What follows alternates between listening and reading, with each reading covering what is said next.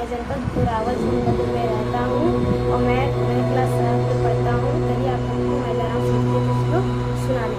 महेशं सुरेशं सुराराणिनाशं देवं विश्वनाथं बभूतं वरूपं विरूपाश्वविन्दत्वमानेव लिङ्गं शनानन्दनेन गतमनेव चन्तं न पुण्यं न पापं न सौख्यं न दुःखं न मन्त्रो न त्रित्रो न याज्ञा न वेदाचिदानं वरूप शिवोऽहं शिवोऽहं न मन्त्रो न त्रित्रो न याज्ञा न वेदाचिदानं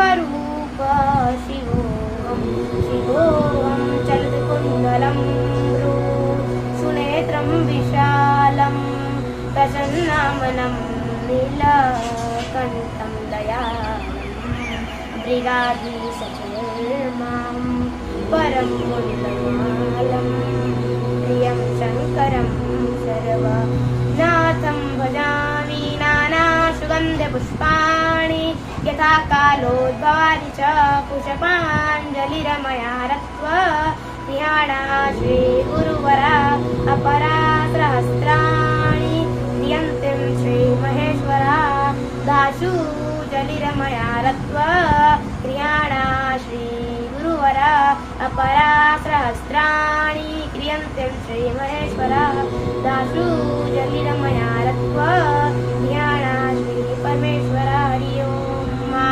स्वस्ते नक्षत्रो वृत्रस्रवा स्वस्ते न भूका बृहस्पतिवाः स्वस्ते न भूकान् देव देवो श्रीमन्त्रकाञ्जलिपुष्पाञ्जलिं समर्पयामि।